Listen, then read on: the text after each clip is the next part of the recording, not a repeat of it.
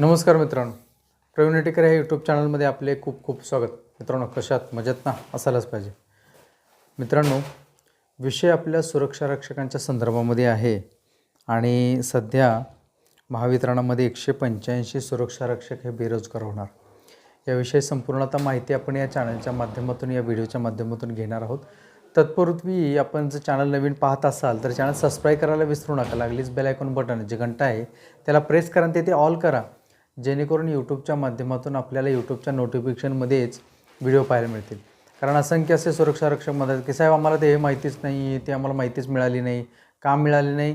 कारण तुम्ही आपलं चॅनल सबस्क्राईब केलं नाही, त्यामुळे ती माहिती तुम्हाला तुमच्यापर्यंत पोहोचली नाही. बरोबर की नाही? तर ती पोहोचण्याकरता चॅनल सबस्क्राईब करणं फार जरुरीचं आहे.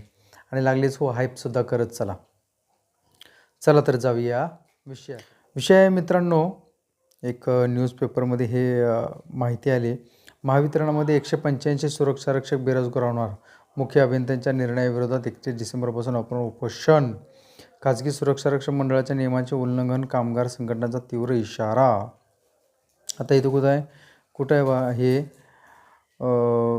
अमरावतीमधल्या या सगळ्या काही गोष्टी आहेत मित्रांनो. महावितरण अमरावती कार्यालयाअंतर्गत खाजगी सुरक्षा रक्षक अधिनियम 1981 नोकरीचे नियमन व कल्याण हे जे आपला कायदा आहे त्याच्यामध्ये 185 सुरक्षा रक्षक कार्यरत आहेत आणि ते काम करत असताना तिथे कमी करण्याचा मोठा निर्णय घेतला आणि त्याच्यावरून मग वाद निर्माण झाला आहे. आता हा का होतोय मित्रांनो? कारण त्या ग्रामीण भागामध्ये, अमरावती शहर भागामध्ये अशा बऱ्याचशाच ठिकाणी या महावितरणाच्या उपकेंद्रामध्ये आपले हे 185 सुरक्षा रक्षक काम करतात त्या ठिकाणी. आणि मग काम करत असताना आपल्या त्या सुरक्षा रक्षकांची आत्तापर्यंत सेवा जी आहे ती चांगली, बऱ्यापैकी सेवा वगैरे सर्व काय चालू होती.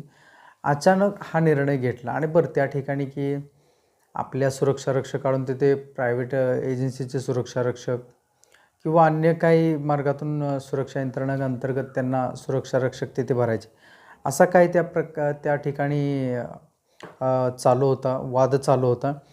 काही संघटना प्रतिनिधीसुद्धा त्याच्यामध्ये स्वाभिमानी सुरक्षा रक्षक कामगार संघटना यांनी देखील 31 डिसेंबरपासून बेमुदत आमरण उपोषण याचा इशारा दिला.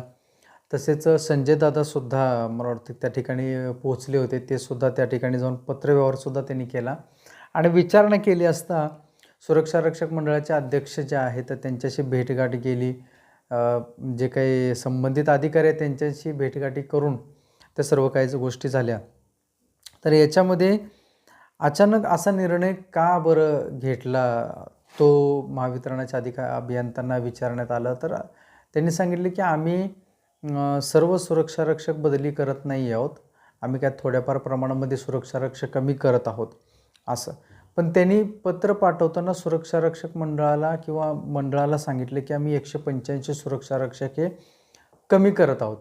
मग हा थोडासा कुठेतरी फरक प्रतिनिधींच्या मध्ये आणि त्या अभियंताच्या थोडंसं त्या गोष्टीवरती थोडासा संशय आल्यानंतर मग मंडळाच्या अध्यक्षांना भेटून सगळ्या काही गोष्टी क्लिअर करण्यात आल्या. तेथील मंडळाचा सुद्धा प्रामुख्याने भूमिका बजावली. मंडळाने सुद्धा पुढाकार घेऊन विचारणा केली असती की त्यांनी सांगितले की हां, आम्ही काय सर्व सुरक्षा रक्षक काढत नाही आहोत, पण काही ठिकाणचे सुरक्षा रक्षक कमी करत आहोत. तर ते कमी कुठे कुठे करत आहेत? ज्या ठिकाणी जास्त सुरक्षा रक्षक आहेत त्या ठिकाणी ते कमी करत आहेत सुरक्षा रक्षक. जिथे 3 सुरक्षा रक्षक असेल तिथे 2 सुरक्षा रक्षक करत आहेत. कारण तो जो काही बोजा आहे तो जास्त प्रमाणामध्ये त्या ठिकाणी येतो आहे असा त्या महावितरण अभियंत्याचा प्रामुख्याने त्यांनी त्यांची जी भूमिका आहे ती त्या ठिकाणी मांडली आणि ती भूमिका त्या मांडल्यामुळे ते असं समजून येतं आहे की त्या ठिकाणी कमी करण्यात येत आहेत. ही सुद्धा एक बाब मित्रांनो आपल्यासाठी फार दुःखदच आहे. आपल्या सुरक्षा रक्षक कमी होत आहेत. विचार करण्यासारखी गोष्ट आहे की अशा आस्थापनामधून, प्रत्येक आस्थापनामधून जर कमी कमी होत आलं तर प्रतीक्षादेवरती येणारे सुरक्षा रक्षक हे वाढत जातील. मग त्यांना नोकरी कुठून मिळणार? बरोबर आहे ना? आणि नोकरी त्यांना मिळाली नाही तर त्यांचं कुटुंब परिवार कसं चालणार? हा सुद्धा प्रश्न आहे मित्रांनो. आणि म्हणूनच या सगळ्या काही गोष्टीचं मित्रांनो वेगवेगळ्या मार्गातून आपल्या सुरक्षा रक्षकांना कसा न्याय मिळेल याकरता संघटना प्रतिनिधी तसेच सुरक्षा रक्षकसुद्धा जागृतपणे या सगळ्या काही गोष्टी पाहत असतात. आपल्याही आजूबाजूला अशा काही घटना जर घडत असतील मित्रांनो तर तात्काळ आपल्याला सतर्क होणं फार जरुरीचं आहे. सुरक्षा रक्षक मंडळाच्या निदर्शनास आणून देणं फार जरुरीचं आहे.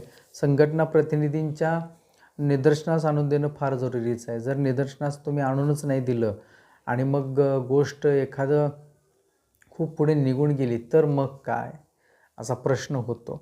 वेळेच्या आधी एखादी गोष्ट जर करायचं म्हटलं तर त्याला करता येतं. न्यायालयीन प्रक्रिया अशी आहे की मित्रांनो ते तुमच्या माझ्या हातामध्ये नाही आहे. बरेचसेच जे सुशिक्षित शिकलेले आणि शिक्षकसुद्धा न्यायव्यवस्थेवरती सुद्धा प्रश्नचिन्ह निर्माण करतात. कारण आत्ताचं तुम्ही पाहताय ते राजकारण आणि या राजकारणाचं भूत जे डोक्यामध्ये चढलेलं आहे आमच्या ते काय उतरत नाही आहे. वास्तविकता काय आहे, संविधान काय आहे, साचा बनवून ठेवलेला काय आहे याचं कोणीही गांभीर्याने विचार करत नाही आहे. आणि सर्व गोष्टी बाबी ज्या काय आहेत त्या अशाच समजल्या जातात की जे सत्ताधारी आहेत त्यांच्याच बाजूनं सगळ्या काही गोष्टी होतात. चूक होत नाहीत. आत्ताच्या ज्या निवडणुका होत आहेत ना त्या अजून एक 6-7 महिने पुढे निवडणूक आयोग घेऊन जाणार होतं. परंतु सुप्रीम कोर्टाने काय सांगितलं, डेडलाईन दिली. 31 जानेवारी 2026 याच्या आतमध्ये सर्व निवडणुका ह्या पार झाल्या पाहिजेत, म्हणजे संपल्या पाहिजेत असा सुप्रीम कोर्टानं आदेश दिला. आता विचार करा, केंद्रामध्ये सत्ता आहे, सगळीकडे सत्ता आहे, मग त्याचं काय नाही ना. म्हणून लक्षात घ्या मित्रांनो, अशा शासनाच्या विरोधात कितीतरी जे निकाल आहेत ते सुप्रीम कोर्टाने आपल्या हायकोर्टाने दिलेले आहेत असं नाही समजायचं आपण. कारण संविधान बनवताना पहा मित्रांनो, आपण कितीही भांडणतंटा कोणाचं काय जरी झालं तर शेवटी आपण जातो कुठं, न्यायालयामध्ये. न्यायालयामध्ये का जातात ठिकाणी, का त्या ठिकाणी त्यांना न्याय मिळावा म्हणून. कोणताही घटक जर असला तर त्या ठिकाणी जातो. जो भांडण असो, एखादा कायदेशीर पेच असो, तर ते कुठेच जातात, न्यायालयामध्ये जातात. आणि न्यायालयामध्ये शेवटी दाद मागितली जाते.